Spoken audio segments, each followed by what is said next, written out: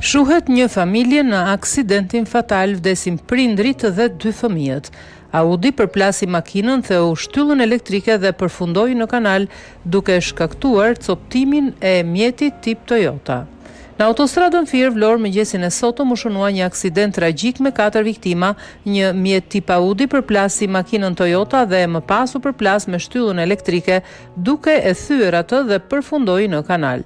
Në mjetin Audi janë plagosur 2 persona, drejtuesi dhe pasagjeri, ndërsa në mjetin Toyota kanë mbetur të vdekur 4 persona, mes tyre dhe 2 fëmijë. Në vendngjarje kishte edhe banor të zonës efektiv policor, të cilët kanë ndihmuar në nxjerrjen e trupave nga makina e shkatruar plotësisht.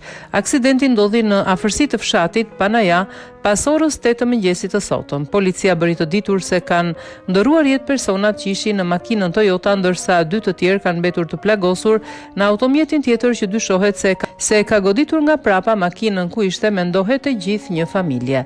Viktimat ishin të gjithë në mjetin tip Toyota, mes tyre 2 fëmijë të mitur. Të plagosur kanë mbetur edhe 2 persona të tjerë, drejtuesi dhe pasagjeri i mjetit tip Audi.